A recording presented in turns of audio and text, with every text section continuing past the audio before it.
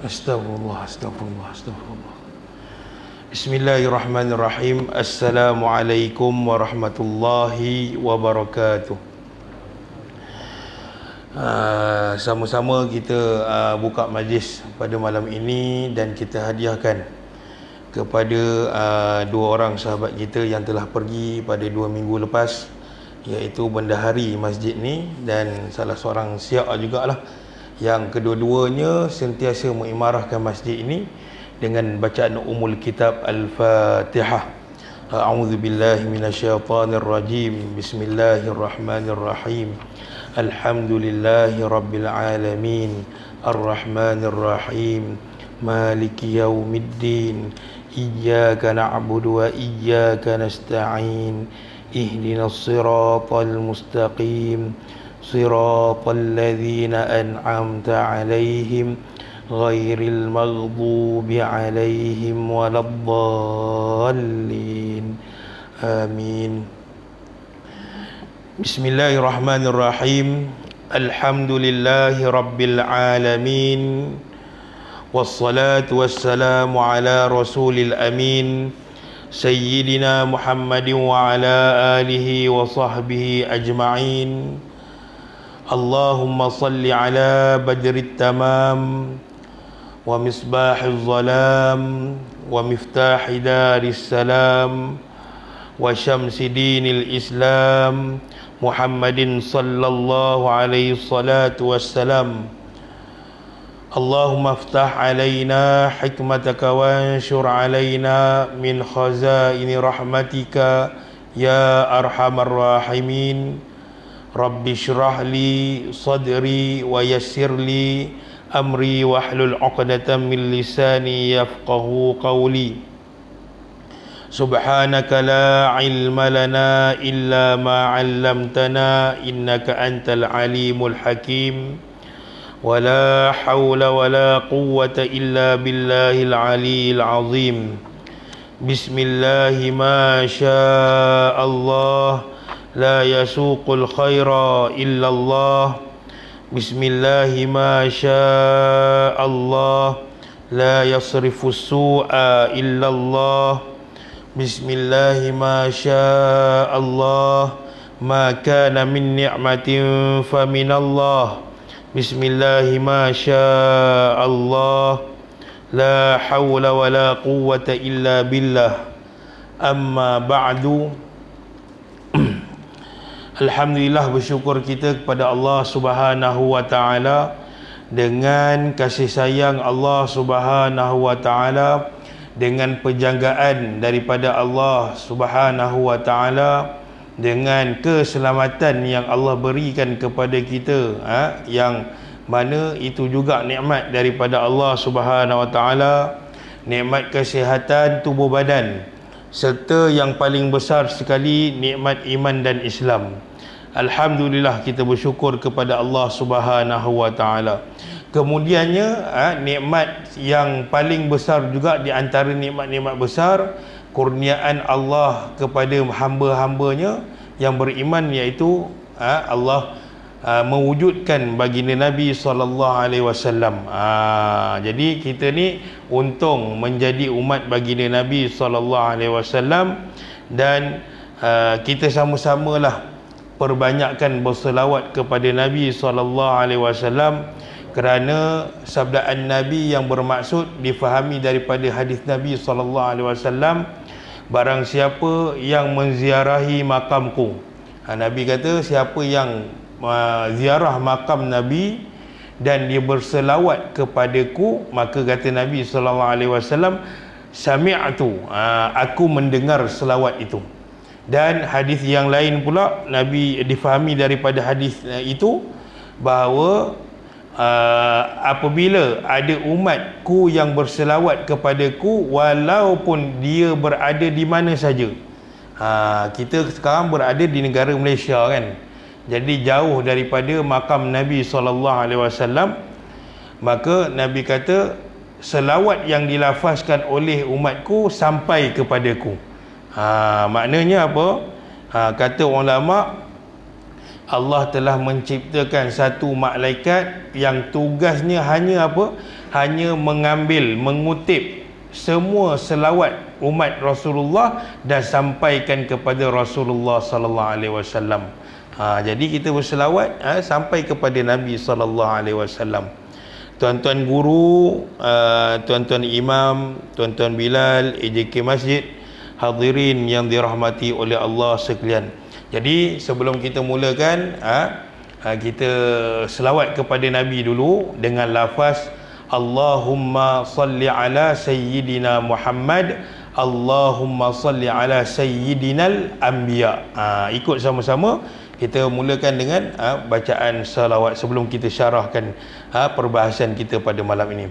Allahumma salli ala sayyidina Muhammad, Allahumma salli ala sayyidina al-anbiya, Allahumma salli ala sayyidina Muhammad, Allahumma salli ala sayyidina al-anbiya, Allahumma salli ala sayyidina Muhammad, Allahumma salli ala sayyidina al-anbiya, Allahumma salli ala sayyidina Muhammad, Allahumma salli ala sayyidina al-anbiya, Allahumma salli ala sayyidina Muhammad, Allahumma salli ala sayyidina al-anbiya, Allahumma salli ala sayyidina Muhammad, Allahumma salli ala sayyidina al-anbiya. Jadi alhamdulillah, kita sekurang-kurangnya kita lahirkan dalam diri kita ini untuk rasa cinta kepada Nabi sallallahu alaihi wasallam. Jadi berkenaan dengan selawat ni kita pun dah bahas, cuma kita nak bagi tahu selawat ini ada satu ketika sahabat saya dia kena corona. Memang dia ditahan di pusat kuarantin Maib Selangor lah, Majlis Agama Islam Selangor. Jadi memang dia positif lah, memang dia sesak nafas, memang simptom-simptom corona tu ada pada dia. Jadi dia teringat kata-kata arwah ayah dia seorang ulama di Tapah.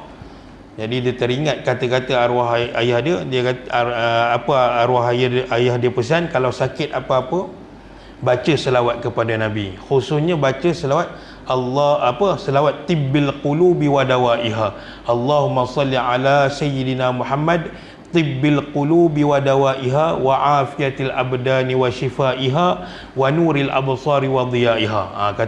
Kata arwah ayah dia ingat pesan dia. Dan bacalah doa Nabi Ayub. Saya tak ingat doa Nabi Ayub tu, tapi nak bagi tahu bahawa dengan keberkatan, bukan kita minta kepada Rasulullah, wahai Rasulullah tolong rawat sakit aku, tak. Tetapi keberkatan membaca selawat itu, alhamdulillah hari ini dia segar bugar. Sebab kita kena yakin, bukanlah Rasulullah itu yang merawat sakit, yang mengubah hidup umat dia, tidak. Yang membuat semua perkara itu daripada tak kenyang kepada kenyang, daripada tak sihat kepada sihat, daripada tak lena tidur kepada lena tidur, itu semua datang daripada Allah Subhanahu wa ta'ala. Buktinya apa? Contoh, ada orang yang makan 2-3 pinggan.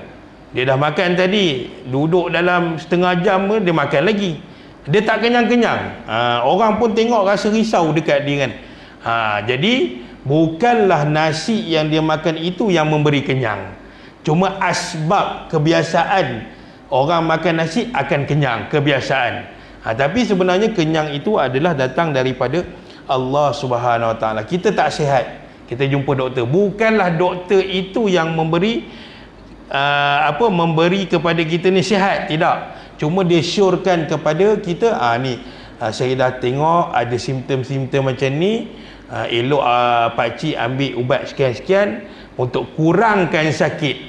Maknanya dia bagi tahu kurangkan sakit, bukanlah doktor tu menyembuhkan penyakit kita. Sebab ada orang yang kena vaksin pun meninggal dunia. Jadi situ kita faham dan yakin bahawa kesembuhan, kesakitan, kelaparan, kekenyangan, sihat, tak sihat, lena, tak lena tidur, semua itu Allah punya kerja. Jadi kita hanya usaha sahaja. Jadi alhamdulillah sahabat saya ni dia menggunakan ataupun mengamalkan apa yang diperingatkan oleh arwah ayahnya dengan membaca selawat. Kalau tuan-tuan tak hafal selawat tibbil qulubi wa dawaiha, maka baca selawat macam tadi pun tak apa. Dengan niat, ya Allah, dengan berkat Nabi SAW tolong sembuhkan aku. Bukan kita minta Nabi, tapi dia ada satu bab. Ni belum masuk syarat nak bagi tahu keberkatan Rasulullah. Dia ada satu bab, ulama karang bab dalam pengajian Islam ni, satu bab tentang apa? Bab tentang seluruh para anbiya dan para rasul hidup di dalam kubur. Maknanya buktinya apa? Bukti antara dalil yang paling kuat ketika Isra wal Mi'raj. Nabi jadi imam, bila Nabi toleh ke belakang, makmum dia bukan manusia biasa, iaitu seluruh para anbiya dan para rasul yang Allah hidupkan semula dalam keadaan jasad dan ruh. Subhanallahal azim.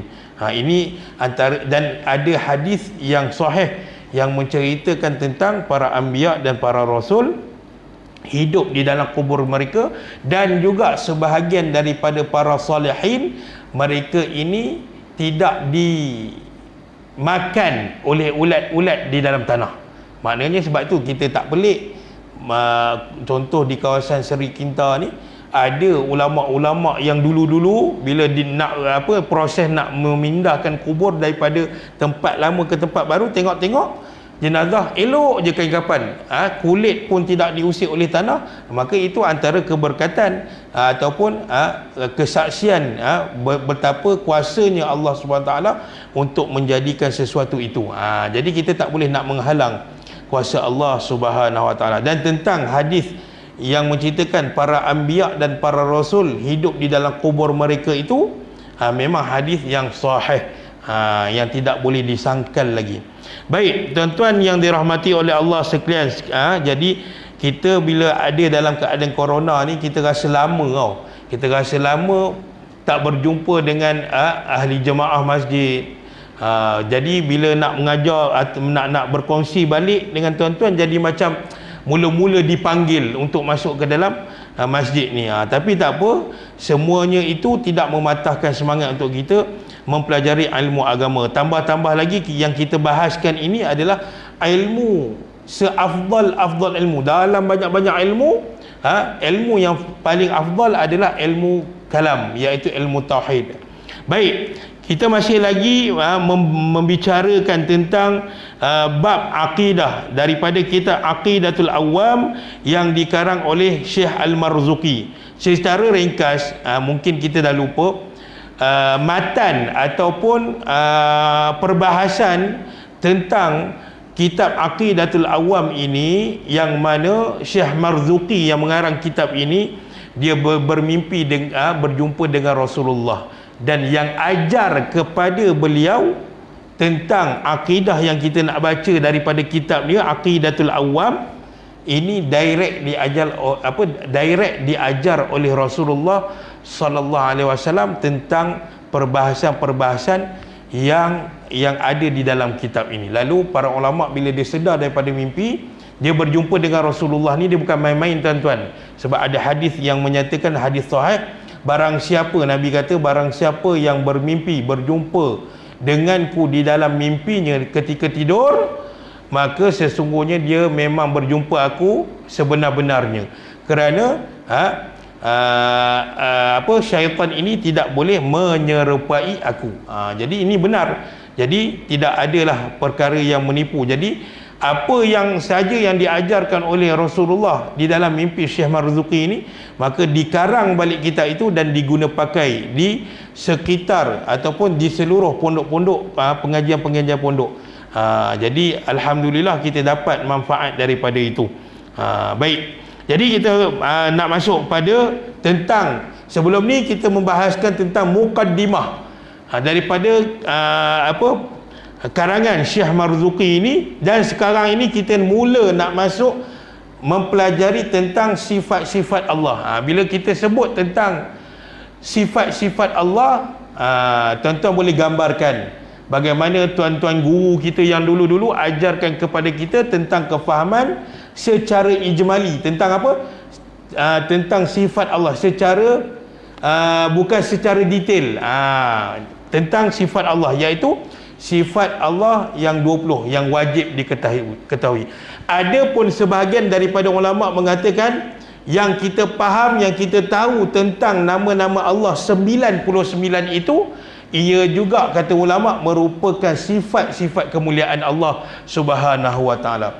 Jadi untuk kefahaman kita tuan-tuan, kita tak boleh sedap-sedap mulut kita dengan mengatakan Allah ini bersifat ini. Apa yang kita nak katakan tentang Allah Subhanahu wa taala mesti berpandukan kepada Al-Quran, apa yang telah disebutkan oleh Al-Quran, dan apa yang telah disebutkan oleh baginda Nabi sallallahu alaihi wasallam. Kadang-kadang orang salah terjemah. Contoh, dia sebut, dia nak bahaskan tentang nama Allah Al-Jabbar, tetapi dia tersalah tafsirkan makna Al-Jabbar tersebut. Contoh, ni sebagai contoh. Dia memaksudkan perkataan Al-Jabbar ataupun nama Allah Al-Jabbar itu dengan apa? Allah ini Tuhan yang ganas. Lepas tu barulah dia elaboratekan ataupun dia syarahkan. Ganas ini maknanya apa? Ganas kepada orang kafir. Sebab itu Allah benamkan dia, orang kafir ini ke dalam neraka. Itu tak sesuai bagi Allah Ta'ala. Ataupun orang kata Allah itu zalim, senang-senang je nak masukkan manusia dalam neraka. Itu tak sesuai bagi Allah Subhanahu wa Ta'ala. Bahkan itu mustahil bagi Allah Subhanahu wa Ta'ala. Jadi bila kita nak sebut, walaupun satu perkataan sifat itu merupakan bagi akal kita itu, bila kita sebut perkataan itu, di sisi akal kita merupakan perkataan yang mulia, tetapi benda itu tidak disebutkan di dalam Al-Quran dan tidak disebutkan daripada hadis Nabi, maka kita tidak boleh guna pakai. Walaupun perkataan itu bagi kita nampak mulia. Contohnya, Allah Maha Bersih. Ada tak perkataan bersih tentang Allah Ta'ala dalam Al-Quran ataupun dalam hadis? Tak ada. Walaupun bagi kita bersih itu di sisi akal kita mulia, tetapi kita tidak sepatut menyebutnya begitu. Contoh, baik, kita nak masuk kata pengarang wa ba'du maknanya dan selepas itu. Kan selalu tuan-tuan dengar bila tok guru, saya bukan tok guru tuan-tuan, saya kongsi saja, saya menjadi tukang baca kepada tuan-tuan. Adapun ustaz-ustaz yang lain itu merupakan guru-guru tuan-tuan. Jadi saya hanya tukang baca. Dan dikatakan oleh pengarang kat sini wa ba'du ni maknanya dan selepas itu. Maknanya selepas itu apa? Dan setelah pengarang memuji Allah, dia letakkan mukaddimah dalam kitab ni, alhamdulillahirabbil alamin, semua tu. Kemudian dia memuji Rasulullah, maka selepas itu barulah pengarang memulakan dia punya syarahan. Ini adab kita dalam berbicara. Adab kita dalam berbicara, ataupun kalau kita menjadi pemimpin bagi kawasan kita, pemimpin bagi dalam kampung kita, dalam taman kita, kita bos ke, bila dipanggil ucapan untuk berucap, maka adab kita adalah dengan pertama sekali mulakan dengan bismillah, kemudian puji Allah alhamdulillah, dan kemudian puji Rasulullah dengan berselawat, kemudian barulah mula ucapan. Itu antara adab. Sebab itu rukun membaca khutbah tuan-tuan, tuan-tuan pun yang jadi makmum ni kena tahu Jangan pakai bedal je, ikut je, dah sah Jumaat. Kena tahu macam mana, tuan-tuan kena tahu apakah rukun yang disebut oleh Tok Imam ketika membaca khutbah. Mana tahu tiba-tiba Tok Imam dia pula ikut teks. Contoh, bukan masjid ni tuan-tuan, masjid lain. Dia ikut je teks, tiba-tiba dalam teks tu tak ada membaca selawat kepada Nabi. Dia terus baca isi kandungan dalam khutbah terus. Dia contohnya, alhamdulillahirabbil alamin, bersyukur kita kepada Allah Taala, hari ini hari Jumaat sekian-sekian. Dia tak terlupa baca selawat, terus dia kata tajuk khutbah pada hari ini, maksiat perlu dijauhi. Dia tak baca selawat. Maka kalau Tok Imam tadi tak ulang balik semula bacaan dia dan dia habiskan khutbah dan terus jadi imam kepada solat Jumaat, maka tak sah Jumaat kita. Sebab apa? Dia tertinggal rukun. Dia tertinggal rukun. Sebab itu yang jadi Tok Bilal, contoh, ni walaupun dah terkeluar sikit, nak bagi kefahaman kepada kita. Contoh, tiba-tiba Tok Imam tengah baca khutbah terkentut. Macam mana keadaan nak bertukar? Sebab syarat sah khutbah tu, Tok Imam kena ambil wuduk seperti solat. Jadi bagaimana keadaan Tok Bilal ni nak berubah? Dia tak boleh pakai hentam saja, hang turun, mai aku ganti pula, tak boleh. Dia kena faham. Jadi di sini tak apa, kita belajar pelan-pelan supaya kita faham. Dengan asbab tuan-tuan datang dalam majlis ilmu, insya-Allah lama-lama faham. Sebab itu kata ulama, mestilah yang berada di dalam masjid ini secara keseluruhannya faham terhadap agama. Adapun yang tak faham agama tu kena belajar, wajib belajar. Sebab apa? Takut berlaku macam tu, kita faham, oh, Tok Imam tak baca rukun dalam khutbah. Jadi macam mana nak buat, macam mana nak tegur Tok Imam supaya dia ulang balik. Jadi kita kena faham. Itulah pentingnya kepada ilmu agama. Jadi ini antara adab dalam ucapan, kena bismillah dulu, kerana Nabi SAW telah bersabda, kullu amrin dzibalin la yabda'u bi bismillahirrahmanirrahim fahuwa abtar fahuwa aqta. Apa saja perbuatan amal soleh yang tidak dimulakan dengan bismillahirrahmanirrahim, maka tidak ada keberkatan dia. Jadi, dan selepas itu pujian kepada Allah dan selawat dan seterusnya disambung terus dengan isi kandungan. Kata pengarang lagi, fa'lam biwujubil ma'rifah min wajibillahi 20 nasifah. Kata pengarang, setelah apa yang dikemukakan tadi, maknanya tadilah setelah dia Syekh Marzuki ni karang tentang mukaddimah kitab, maka diteruskan dengan apa? Ketahuilah tentang kewajipan. Kewajipan kepada siapa? Kepada mukallaf. Tuan-tuan ingat tak ciri-ciri mukallaf? Apa dia ciri-ciri mukallaf? Ciri-ciri mukallaf tuan-tuan ingat dan saya ingat, kita sama-sama ingat sampai kita meninggal dunia. Ingat, ciri-ciri mukallaf ni ada 3. Yang pertama berakal. Yang pertama baligh, kita ikut susunan. Yang pertama baligh. Seawal-awal baligh bagi perempuan adalah umur dia 9 tahun hijrah, bukan Masihi. Jadi sebab itu kita kena tahu kita lahir ni dalam hijrah bila tarikhnya. Okey. Seawal-awalnya. Dan dia ada tanda-tanda lah bagaimana nak dikatakan seseorang itu akil balik. Dan kemudian selewat manusia yang dikatakan balik, umurnya adalah 15 tahun. Macam kita dah umur 30-60, jangan kata tak balik lagi. Walaupun tidak keluar air mani, walaupun tidak ada tanda-tanda, kalau perempuan walaupun tidak keluar haid, kalau mencecah melebihi 15 tahun hijrah, macam kita umur ni dikira balik. Walaupun seumur hidup, masa kecil-kecil tak pernah keluar air mani ataupun tak pernah keluar haid. Itu antara tanda balik kan. Bila cecah saja 15 tahun mengikut hijri, maka dikira balik. Macam kita lah. Kita dah lepas lah satu. Yang kedua mesti berakal. Berakal ni waras lah. Orang yang minum arak dia dikira sebagai berakal. Orang yang hisap dadah, dia termasuk orang yang berakal. Kerana apa? Dia terputus akal dia sekejap kerana perbuatan dia.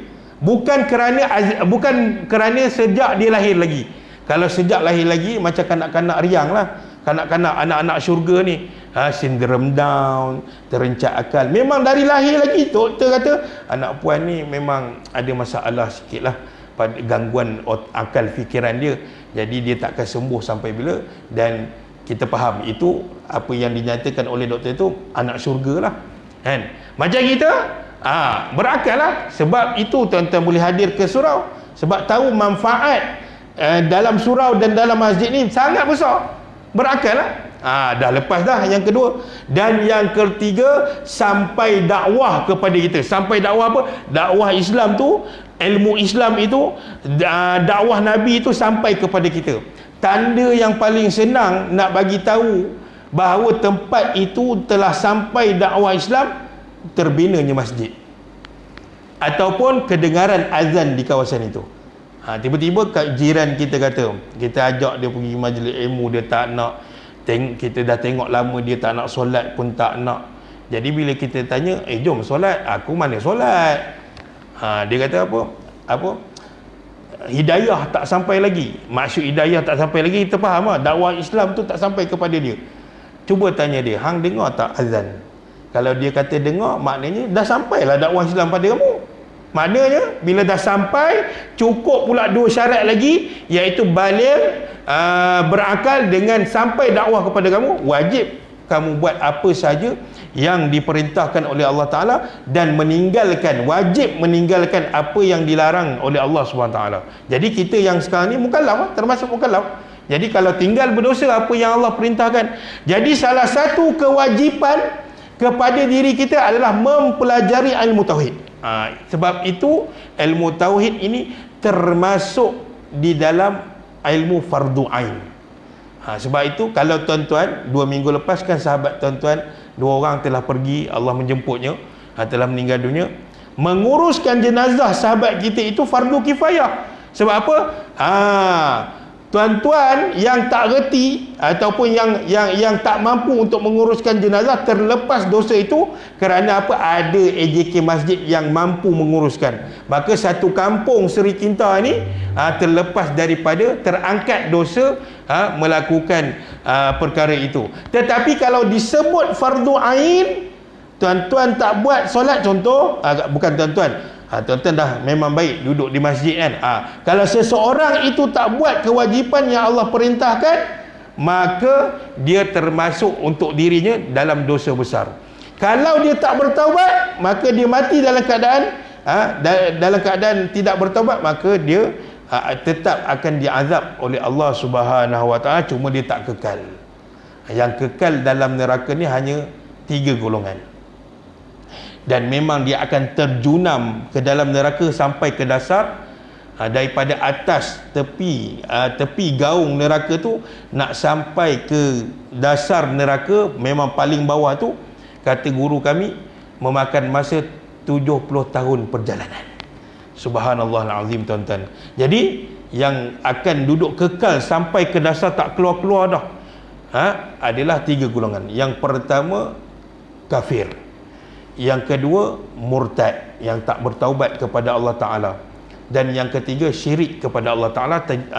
Orang Islam yang syirik, orang Islam yang murtad, sampai mati dia tidak kembali kepada Islam, maka dia duduk bersama orang kafir. Dan ketiga golongan ini, bila mana dia duduk dalam kubur, kita angkat jenazah dia, secara fizikal kita tanam dia kat kubur orang Islam lah, tapi disebabkan dia murtad semua tu, kita masukkan dia dalam kubur. Dan dikatakan oleh para ulama, orang yang macam ni sehari berlalu dalam kubur dia tu, dia akan melihat keadaan neraka 2 kali sehari, pagi dan petang.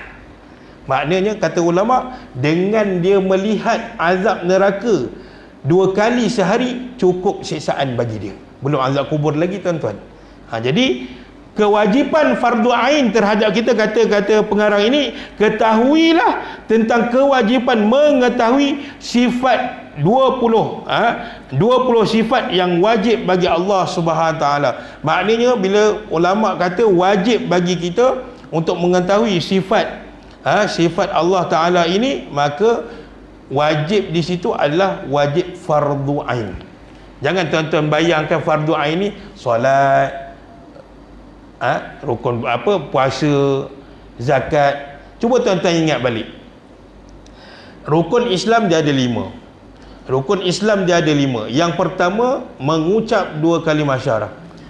Dalam mengucap 2 kalimah syahadah, melafazkan kalimah syahadah dan yakin dengan kalimah syahadah itu, maka di dalamnya terkandung ke-6 rukun iman. Sebab itu kita tolak saja yang ni, habis. Habis. Dan kalau seseorang tu tidak bertaubat kepada Allah Ta'ala, habis Islam dia. Sebab itu dalam perkara-perkara yang boleh menyebabkan seseorang itu rosak iman dia, seseorang itu boleh rosak iman dia dengan pelbagai cara, dengan bercakap, dengan perbuatan, dengan hati. Sebab itu dalam kalimah syahadah asyhadu, perkataan asyhadu yang tuan-tuan sebut dalam solat ketika baca tahiyat, asyhadu tu ada 3 makna. Yang pertama, makna dia apa dia? A'lamu, ketahui dengan hati, yakin sungguh-sungguh. Yang kedua a'taqidu, iaitu yakin betul-betul bahawa yang kita lafazkan itu adalah Allah yang berhak disembah dan Muhammad itu adalah Rasulullah. Yang ketiga adalah a'tarifu, mengetahui ataupun mengucapnya dengan lisan.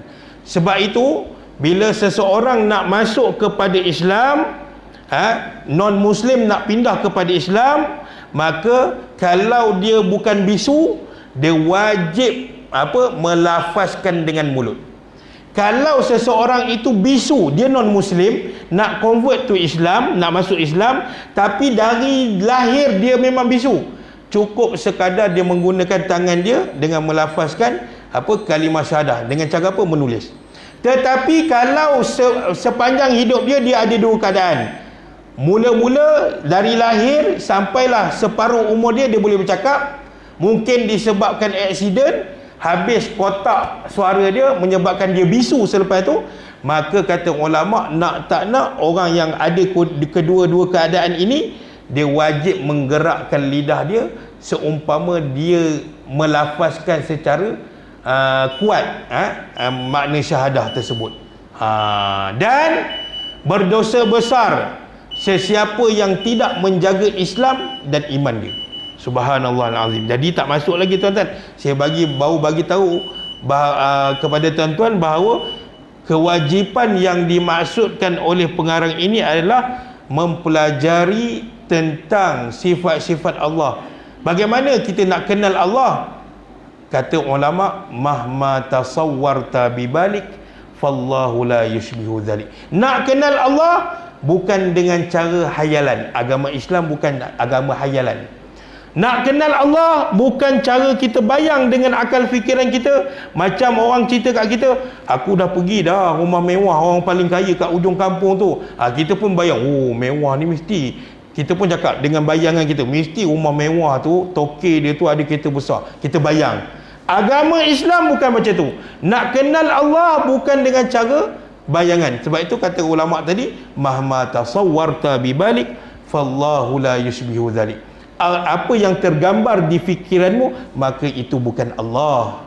Nak kenal Allah macam mana tuan-tuan? Dengan mempelajari sifat-sifatnya. Akhir sekali, sebelum saya berhenti, ada satu golongan yang menolak pembelajaran sifat 20. Jaga-jaga tuan-tuan, dengan mengatakan barang siapa yang mempelajari sifat 20 Allah Ta'ala ini, dia tergolong di kalangan orang yang syirik. Salah satu saya ambil, bagaimana dia katakan syirik sedangkan sifat-sifat Allah ini ada dalam Al-Quran. Contoh saya ambil, apa dia? Sifat Allah Al-Qudrah, yang berkuasa. Daripada mana ulama boleh susun sifat 20 Allah Ta'ala yang kita baca dari kecil? Wujud, qidam, baqa, mukhalafatuhu lil hawadith, qiyamuhu binafsi, wahdaniyah, sampailah habis. Daripada mana? Daripada Al-Quran. Bagaimana golongan ini dia mengatakan siapa yang belajar sifat 20 Allah Ta'ala ini syirik, sedangkan ulama susun melalui Al-Quran? qudrah. Ada tak ayat Al-Quran yang ceritakan tentang kekuasaan Allah Ta'ala? Ada. Wallahu ala kulli syai'in qadir. Tu qudrah lah tu.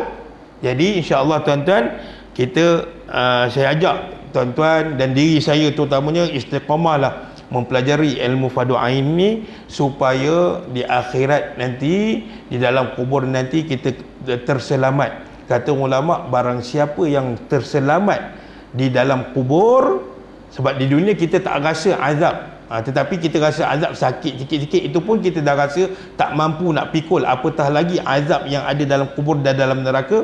Kata ulama, barang siapa yang terselamat di dalam kubur, maka insya-Allah dengan rahmat Allah dia akan terselamat di yaumul akhirah. Insya-Allah itu saja yang dapat saya kongsikan. Mohon maaf tuan-tuan ambil masa yang lama, dan mohon maaf kalau ada terkasar bahasa. Jadi kita akhiri dengan bacaan doa. A'udzubillahi minasyaitonirrajim. Bismillahirrahmanirrahim. Alhamdulillahi rabbil alamin, wassalatu wassalamu ala rasulil amin sayyidina Muhammad wa ala alihi wa sahbihi ajma'in. Rabbana la tuzigh qulubana ba'da idh hadaitana wa hab lana min ladunka rahmah innaka antal wahhab. Rabbana hab lana min azwajina wa dhurriyyatina qurrata a'yun waj'alna lil muttaqina imama. Rabbana atina fid dunya hasanah wa fil akhirati hasanah wa qina adzabannar. Wa sallallahu ala sayyidina Muhammad wa ala alihi wa sahbihi wasallam. Walhamdulillahi rabbil alamin. Saya akhiri dengan assalamualaikum warahmatullahi wabarakatuh.